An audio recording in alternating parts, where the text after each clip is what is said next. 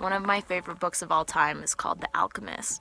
And in that book, I learned that if you listen to the language of the world, you can learn a lot, and that nature has a lot to teach us.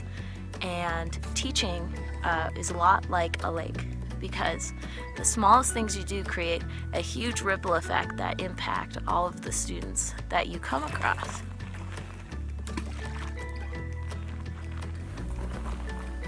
My name is Gwen, and growing up, I had a lot of health issues that kept me in the hospital and out of school.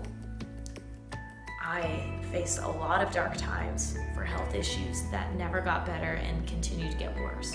By the time I was in high school, I was missing half of all of my classes for children's hospital visits and doctor's appointments.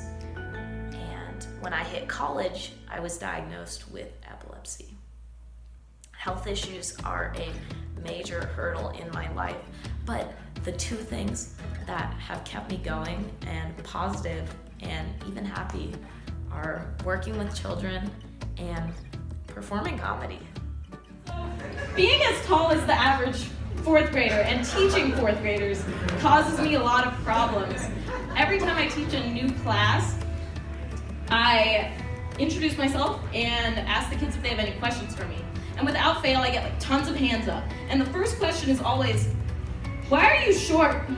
And then 6 hands go down. Combining teaching and comedy together is an amazing and untapped secret, because it tells kids that no matter who you are, no matter what you're struggling with, in this space, we can be silly, we can be big, we can be fun, we can tap into emotion and creativity in whatever we're learning. And that is a magical thing, to be able to escape into the world of education.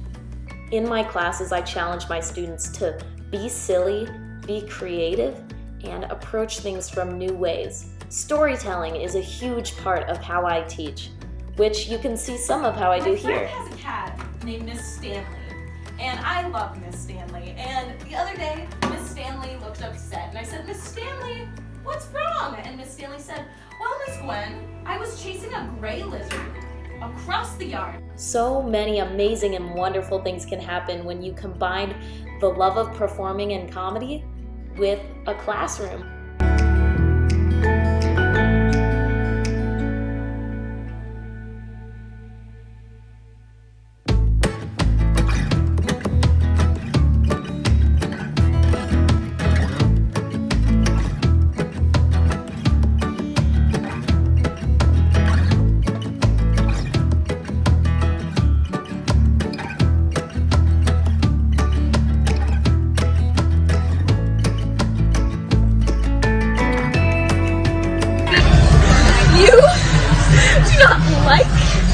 Green eggs and ham? I do not like them, Sam I am. Sometimes it takes a loud and silly teacher to get students out of their shells and show them that it's okay to be vulnerable sometimes, if it means that it's time to have fun and learn. Here I am with a group of middle schoolers, and if you know anything about middle schoolers, you know that it can be a very awkward time, and it's hard to get kids to do anything that might be vulnerable, especially dancing.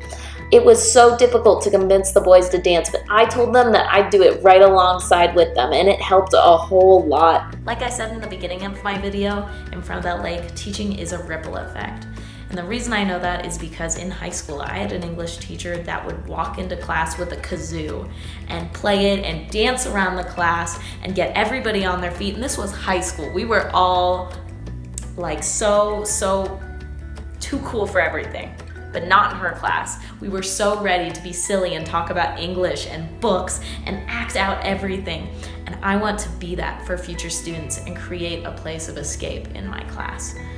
I hope that I can impact students and teach them that it is okay to let loose sometimes, and I want to create a place of escape for students that are really struggling at home with issues like I struggled with, or any sort of issues I may not understand or I may have not experienced. No matter who my students are, I want them to take something from class with me and bring it forward into the world and impact others in the way that I hope to impact my students.